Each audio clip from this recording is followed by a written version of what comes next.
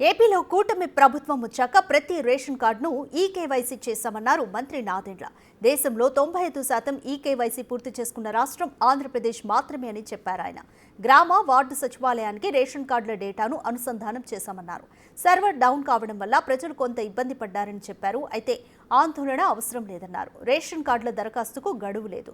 అర్హత ఉన్నవారు ఎప్పుడైనా అప్లై చేసుకోవచ్చని చెప్పారు నాదెండ్ల. 95% మందికి ఈకేవైసీ పూర్తయింది. పూర్తి కాని పెండింగ్ ఉన్న సంఖ్య 22,55,498. ఈ 22 లక్షల్లోనే ఎక్కువ మంది ఇప్పుడు మనం ఈ సర్వీసెస్ ఎనేబుల్ చేసిన తర్వాత వాళ్ళందరూ కూడా కొత్తగా అప్లికేషన్స్ గ్రామ సచివాలయం, వార్డు సచివాలయంలో మే 7వ తారీఖు నుంచి ఇస్తా ఉన్నారు.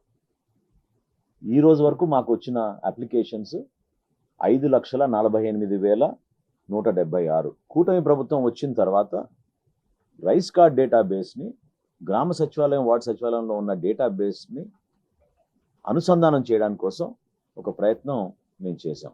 90%